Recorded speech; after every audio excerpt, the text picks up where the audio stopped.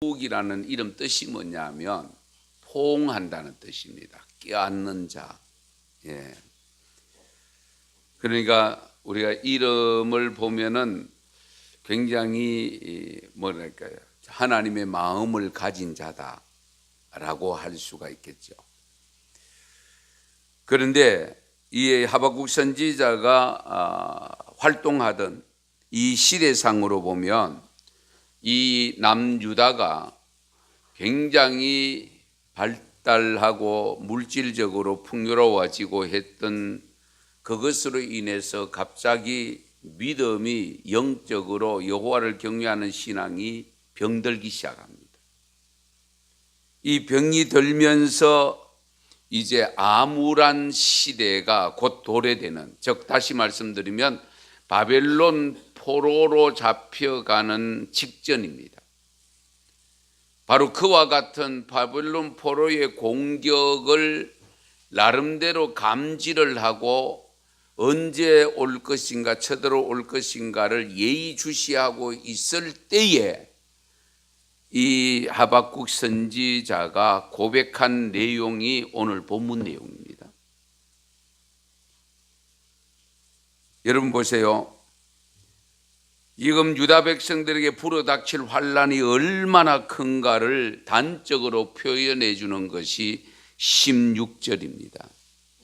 우린 보통 17절, 18절, 19절은 추수감사절기, 맥추감사절기의 본문으로 주로 많이 활용해서 말씀을, 메시지를 전하는 내용인데, 이 16절 말씀을 보면 창자가 흔들릴 정도로 비보가 지금 들려왔다는 것을 일러주고 있고, 입술이 떨려서 말이 제대로 나오지 않을 정도의 비보가 들렸다. 대적들이 지금 치러 올라오는 것을 이미 알고 기다리고 있는데 그것이 현실적으로 다가와서 뼛속까지 파고 들어올 정도로 가까이 다가왔다는 그런 내용입니다. 하박국 선지자가 겪는 이와 같은 비보가 오늘 우리들에게 있지 않느냐는 겁니다. 지난 한 해 정말 어려웠습니다. 그리고 우리에게 희망이 보이지 않는 모습입니다. 경제정책이 그렇고요. 우리 대통령을 비롯한 집권 지도자들이 백성들을 다스리고 있는 그 마음 상태가 우리를 더욱 힘들게 하고 있습니다. 대부분의 국민들은 금년이 지난해보다 나아질 것으로 보지 아니하고 더 어려워질 것으로 보고 있습니다. 여기서 들려오는 서민들의 또 백성들의 신음소리가 울려 퍼지는 가운데 우리가 새해를 맞아서 두 번째 주일을 맞았습니다. 새해를 맞은 지 얼마 되지 않은 지난 9일자 동아일보 일면 기사에 이런 타이틀의 기사가 실렸습니다. 반도체 내리막, 삼성전자 영업이익 4분기 28% 감소. 그 지난해 4분기가 28% 감소되었다. 그런데 사흘 후에 곧바로 어제 동아일보 일면, 역시 일면 기사 하단에 있는 작은 기사에 어떤 내용이냐면 새해 시작부터 수출 쇼크, 반도체 27% 감소. 온통 어렵다는 소리밖에 들리지 않습니다. 그 어려움이 예상보다도 훨씬 더 무게감 있게 다가오고 있다는 겁니다.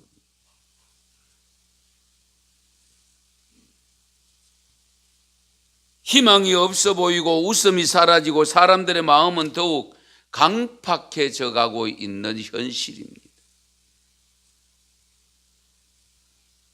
거기다가 군사력 증강은커녕 군사력을 약화시키는 이야기들이 여기저기서 들려오면서 여러분 뉴스를 접했을 것입니다만 지난 1일자로 공식적인 뉴스로 보도된 내용, 1군 사령부와 3군 사령부를 통합한다는 발표가 있었습니다.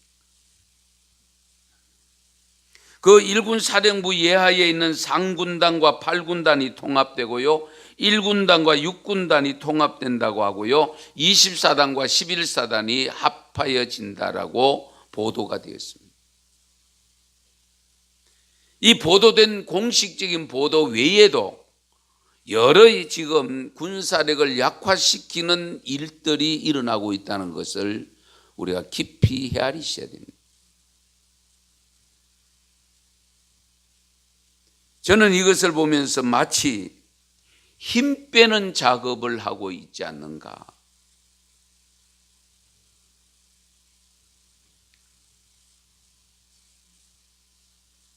창자가 흔들리고 입술이 떨려 말이 나오지 않을 정도로 그런 비보로 들려오는 이런 내용들을 우리 국민들이 얼마나 감지하고 있느냐는 겁니다. 들려줘도 듣지 못하고 보여줘도 보지 못하는 이런 경우가 얼마든지 있을 수 있기 때문입니다. 전국이 감옥화되어 있는 북에서는 전혀 고칠 행동들이 나타나지 않고 있습니다.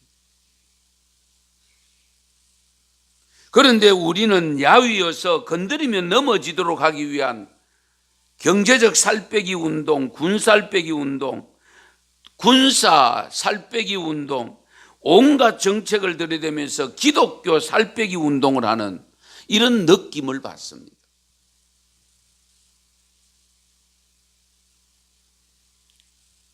하박국 선지자도 대적들이 치러 올라오는 것을 이미 알고 기다리고 있었지만 그것이 현실로 다가오니까 입술이 떨리고 온몸이 떨리고 말이 안 나올 정도로 창자가 흔들린다고 표현했습니다.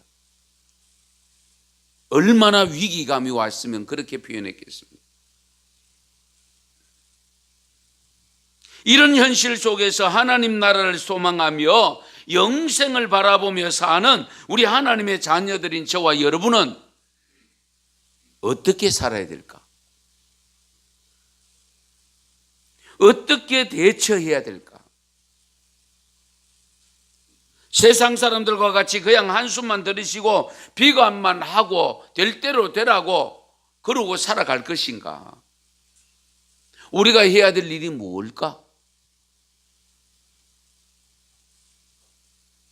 이 하박국 선지자를 통해서 오늘 주신 말씀에서 해답을 찾으려고 합니다. 오늘 본문 말씀 분명히 뒤에 가면은 감사로 주로 전하는 메시지로 마침을 찍고 있습니다만은 오늘 저는 이 말씀을 이미 한 달 전에 새해에 하나님이 주실 어떤 말씀을 주시려니까 하고 기도하는 가운데 이 말씀을 주신 겁니다. 사실 하박국 선지자가 처한 상황을 우리가 좀 더 깊이 헤아려 보십시다.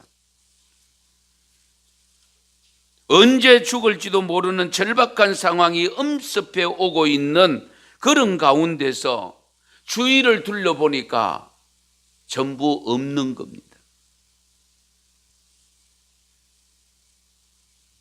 무화과 나무가 무성치 아니하고 포도나무에 열매가 없고 감람나무에 열매가 없고 밭에 먹을 양식이 없고 뭐 있는 게 없습니다.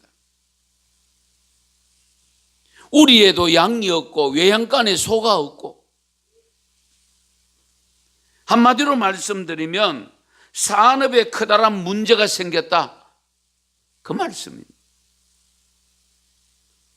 목구멍이 포도청이라는 말을 합니다마는 우선 먹을 것이 있어야 되는데 이 먹을 것조차 없는 가운데 공격해오는 적들이 올라올 때에 창자가 흔들릴 수밖에 없고 입술이 부르르 떨려서 말이 나오지 않도록 이런 몸서리치는 현상이 전개되고 있는 이 사실을 하박국 선지자가 고백하고 있는 겁니다.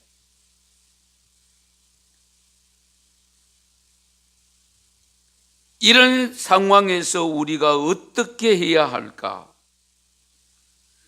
사실 경제만 그런 것도 아니지 않습니까?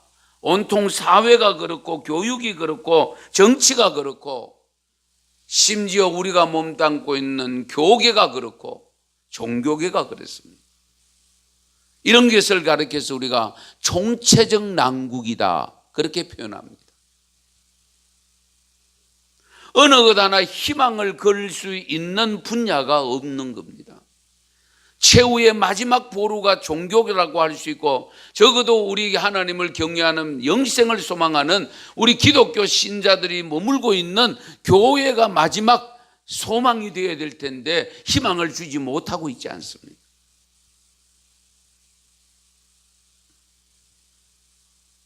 그런데 하박국 선지자는 이런 현실을 고백하면서도 자신은 기쁨으로 살 것이라고 고백하고 있습니다.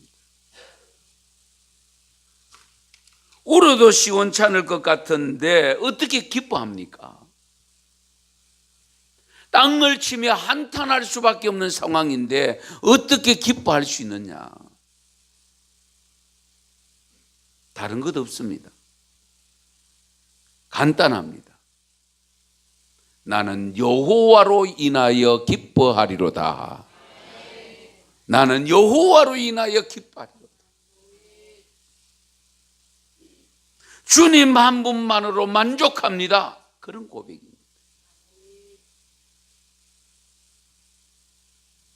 이와 같은 고백이 지금이 아니라 지금보다도 더 어렵다 하더라도 가능하시겠습니까?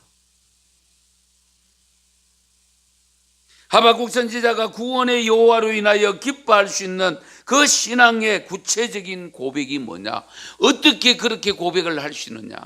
그 하나님이 도대체 어떤 하나님이길래? 바로 이 구원의 하나님은 그냥 아무런 손을 쓰지 않고 계시는 분이 아닙니다. 이 구원의 하나님이 도우시는 하나님이십니다. 힘이 되시는 하나님이십니다. 그래서 이 하박국 선지자는 내가 가진 것이 하나도 없고 내 주위에 먹을 양식이 없다 할지라도 나는 여호와 하나님 한 분만으로 기뻐하리로다. 왜? 지금은 당장은 그렇다 할지라도 곧 그 능력의 하나님께서 도우셔서 다시금 살 길을 열어주시기 때문입니다. 구원의 하나님이 어떻게 도와주시느냐? 오늘 19절 말씀에 보면 자신의 힘이 된다라고 고백합니다. 힘이 된다. 주 여호와는 나의 힘이시라. 나의 발을 사슴같이 해서 나를 나의 높은 곳으로 다니게 하시리로다. 장애물이 있으면 훌쩍훌쩍 뛰어넘고, 그래서 이 하박국 선지자는 여호와 하나님으로 인하여 나는 기뻐하는 삶을 살겠다. 우리가 막상 이 믿음 가지고 살지만은 현실적으로 솔직히 그런 일을 당하면 기쁨을 유지하기가 쉽지 않습니다. 불평이 나오고 원망이 나오고 내가 뭐 잘못했는데, 내가 이렇게 열심으로 하나님을 섬겼는데, 우리가 그래도 나름대로 주님을 섬기고 있지 않습니까? 이런 원망의 마음이 일어나기가 쉽지 않습니다. 결론은 우리의 구원자 되신 하나님, 우리의 능력이 되시는 하나님만 붙잡고 있으면 지금 이 어려움은 잠깐 지나간다는 겁니다. 사실 그렇습니다. 하지만 우리가 진정 하박국 선지자처럼 하나님을 이렇게 붙잡고 있느냐는 겁니다. 이런 믿음을 우리가 가지고 있느냐는 겁니다.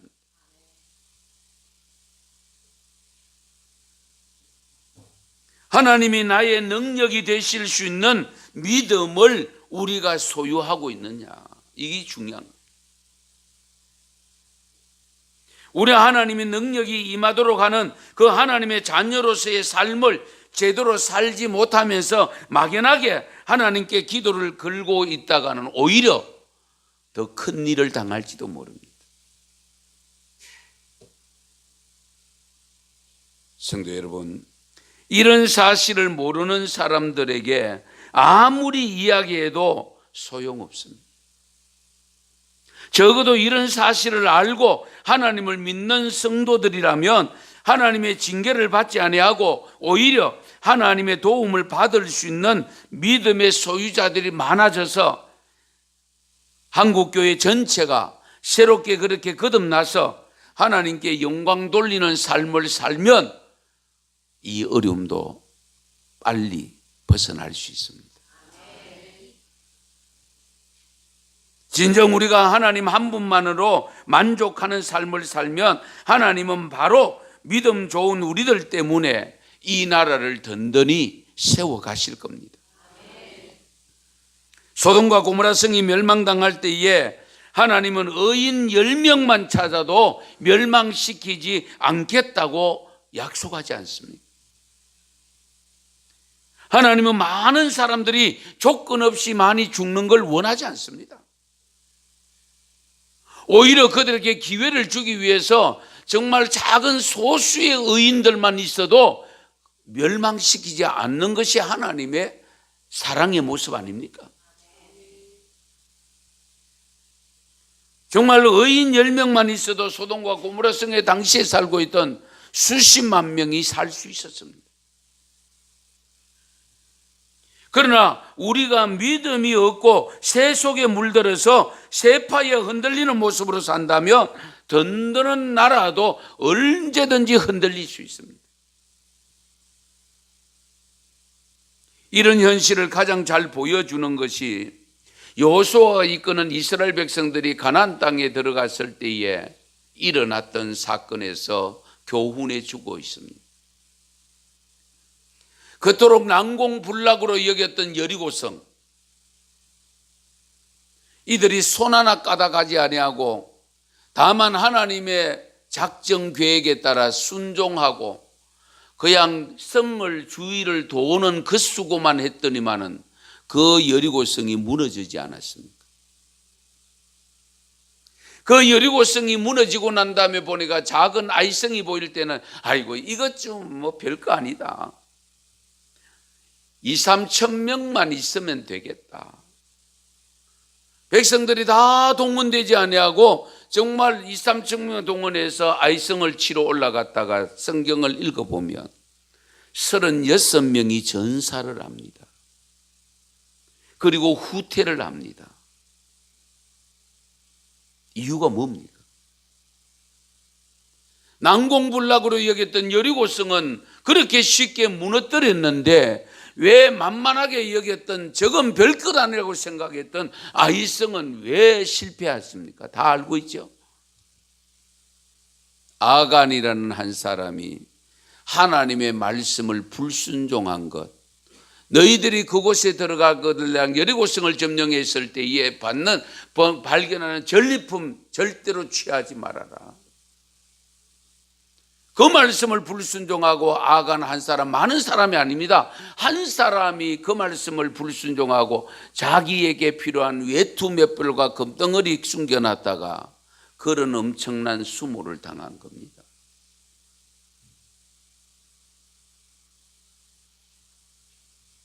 그러니까 다른 사람 이야기하지 마십시다. 예수 믿지 않는 사람 이야기하지 마십시다. 예수 믿는 우리라도 바로 서면 이 나라가 든든히 서갈 수 있습니다. 하나님이 그동안 우리에게 보여주신 일들이 있지 않습니까?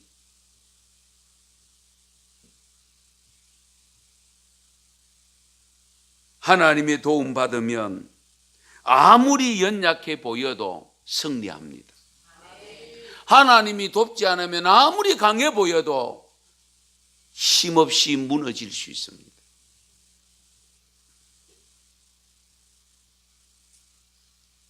시인 최정임 선생님이 쓴 시 가운데 하나님만 바라보아라 는 시가 있습니다.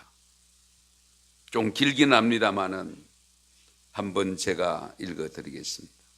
막다른 골목길에서 방황하며 헤매이는 지치고 상한 심령을 어찌할 수 없을 때 우리에게 향하는 하나님의 얼굴을 바라보아라.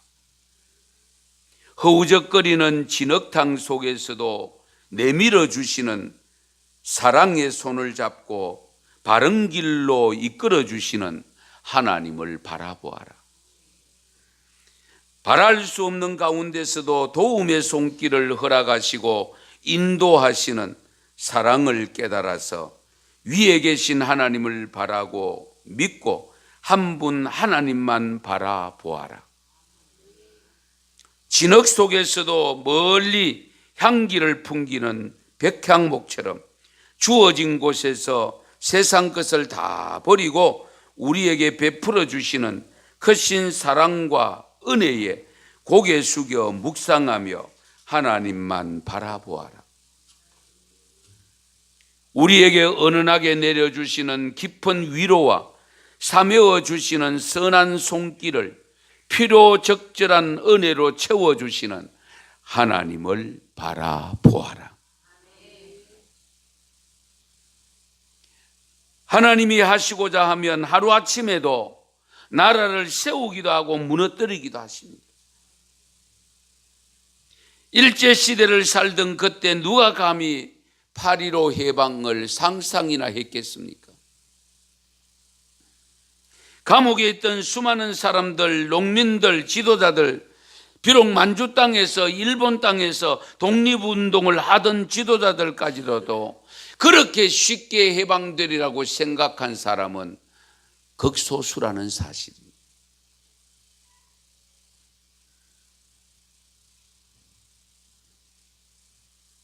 그러나 쉽게 벗어날 수 없다고 생각했던 그것을 벗어나게 하신 것이 하나님이십니다. 보릿고개를 해결하고 세계 속에 오늘의 한국이 있을 것으로 예상한 분이 있습니까? 없습니다. 이런 세상이 올 것으로 여겼던 사람은 거의 없습니다. 그럼에도 불구하고 우리 하나님은 하셨습니다.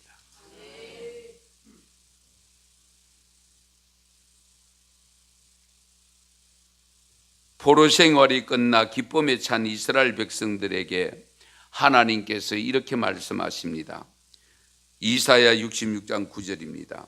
내가 아이를 갖도록 하였은즉 해산하게 하지 아니하겠느냐? 내 하나님이 이르시되 나는 해산하게 하는 이인즉 어찌 태를 닫겠느냐 하시니라. 이해가 되십니까? 아이를 갖게 했는데 유산시키겠느냐 그 말씀입니다. 아이를 갖게 하신 하나님께서 해산하도록 하지 않겠느냐. 하나님께서 당신의 백성으로 품고 살아가고 당신께서 세우고자 하는 나라인데 내가 너희들을 완전히 망하도록 내버려 두겠느냐 그 말씀입니다. 그러므로 어떤 상황에서도 우리가 놓치지 말아야 될 것은 하나님을 바라보는 믿음입니다. 이 믿음 잃지 말아야 됩니다.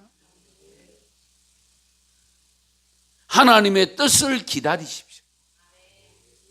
하나님이 일하실 것을 기대하십시오. 반드시 이루는 날이 다가옵니다. 그러므로 일시적으로 사라졌다고 해서 영영 사라진 것이 아닙니다. 일시적으로 약해졌다고 해서 영영 약해지는 것이 아니지 않습니까? 하나님은 언제든지 우리를 다시 일으켜 세워 주실 수 있습니다. 그렇게 해 가실 겁니다. 다만 거기에 한 가지 조건이 있습니다. 그와 같은 능력의 하나님을 바라보고 믿는 믿음을 간직하는 겁니다. 그 믿음 잃어버리지 말아야 됩니다. 약한 자를 강하게도 하시고 가난한 자를 부하게도 하시는 하나님이지 않습니까? 심기도 하시지만은 때로는 심었던 거 뽑아내시기도 하십니다. 야곱의 하나님을 자기의 도움으로 삼으며 여호와 자기의 하나님의 자기 소망을 두는 자는 복이 있도다. 우리 시편 기자 제가 즐겨 낭송하는 말씀이기도 합니다만 121편 내가 산을 향하여 눈을 드니라 나의 도움이 어디서 올까? 나의 도움은 천지를 지으신 여호와에게서로다. 여호와께서 너로 실족하지 아니하게 하시며 너를 지키시는 이가 졸지 아니하시리로다. 이스라엘을 지키시는 이는 졸지도 아니하시고 주무시지도 아니하시리로다. 여호와는 너를 지키는 자라. 여호와는 대한민국을 지키는 자라. 여호와는 은성교회 교우들을 지키는 이시라. 할렐루야. 여호와가 너희를 지킨다. 그래서 낮에 해가 너를 상하지 아니하게 하며 밤에 달도 너를 해치지 아니하리로다. 여호와께서 너를 지켜 모든 환난을 면하게 하시고 내 영혼을 지키시리로다. 여호와께서 너의 출입을 지금부터 영원까지 지키시리로다. 할렐루야. 그러므로 세상에서 얻을 수 있는 것이 다 없어져도 오직 여호와만 계시면 다시 얻을 수 있음을 믿기에 두려워하지 않는 믿음으로 살아가시기를 바랍니다. 주위에 너무 볼거리가 많으면 정말 봐야 할 것 보지 못할 수 있습니다. 누가복음 9장에 보면 우리 예수님께서 베드로와 야고보와 요한을 데리고 기도하러 올라가서 예수님이 기도하는 중에 예수님이 영광의 광채로 바뀌는 장면이 나옵니다. 그런데 가만히 이 세 제자가 보니까 모세가 나타났고 엘리야가 나타났어요. 같이 대화를 합니다.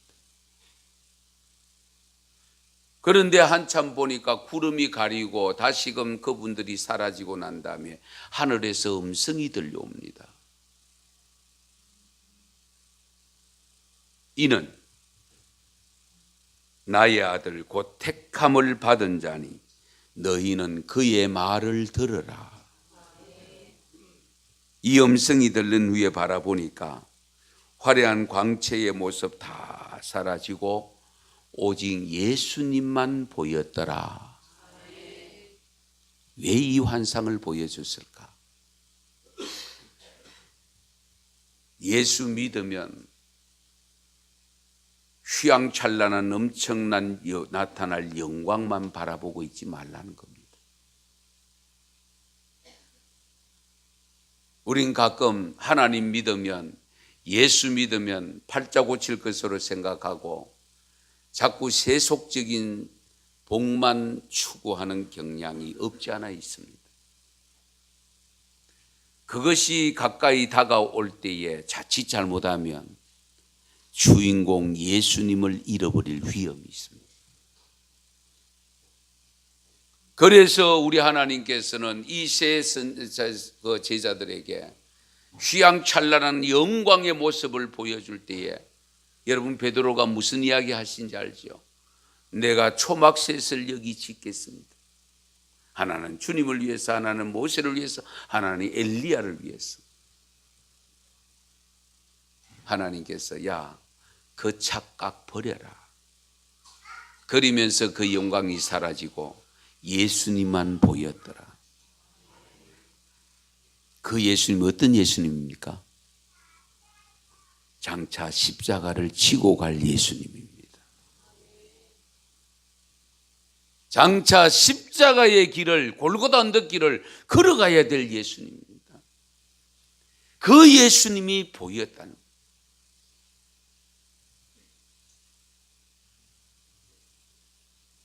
우리가 세상 것 바라보다가 주님을 놓치면 어떻게 되는지를 우리에게 교훈해 주는 또 하나의 사건이 있습니다. 그것이 바로 우리 예수님이 율법의 아들 12살이 되었을 때에 첫 번째로 유월절을 명절을 지내러 부모님과 같이 올라갔다가 내려올 때 일어난 사건 기억하십니까?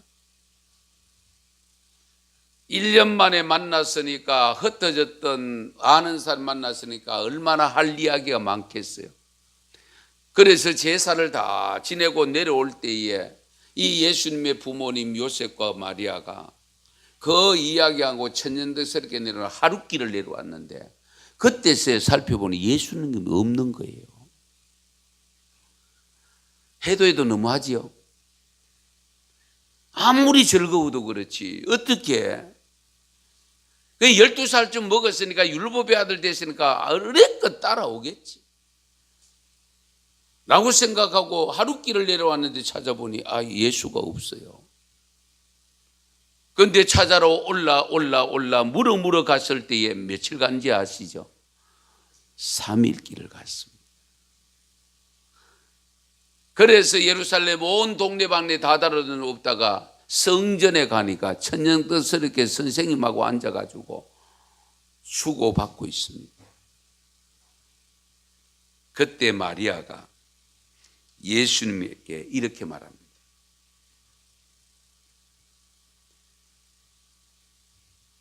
어찌하여 네가 이렇게 하고 있느냐? 우리가 너를 얼마나 찾았는지 아느냐? 그때 예수님께서 또 멋있게 한마디 합니다. 어찌하여 나를 찾으시나이까? 내가 아버지 집에 있어야 할 줄을 몰랐습니까? 할렐루야. 여러분의 자녀들이 눈에 보이지 않고 없으면 교회 가면 있다 하는 그런 자녀들 두셨습니까? 그런 자녀들 두셨으면 그 부모님은 진짜 복 있는 부모죠. 그렇죠? 요즘은 자녀들 찾으러 가면 대부분 어디로 갑니까? 게임방으로 가거나 집에도 잘 없어요. 이미 학원은 보내놨고 그 학원 보내놨는데 외도를 해가 다른 데 가 있을 수 있죠.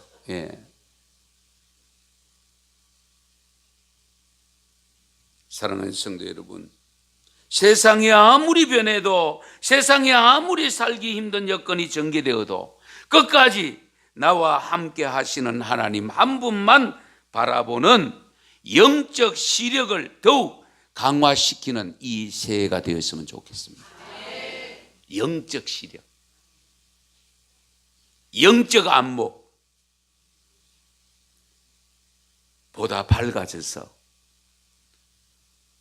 정말 태풍이 몰아치고 먹구름이 몰아치고 온통 주위에 몰아쳐오는 것은 우리를 힘들게 하는 것이고 캄캄 앞이 안 보일 정도로 되어지는 삶이 전개된다 할지라도 내가 영적인 눈 시력이 좋아서 주님만 확실히 바라보고 믿고 있다면 그 캄캄함도 곧 밝음으로 다가옵니다. 이런 것을 경험하고 체험할 수 있는 이 새해가 될 수 있기를 축원합니다. 축복합니다. 기도드리겠습니다.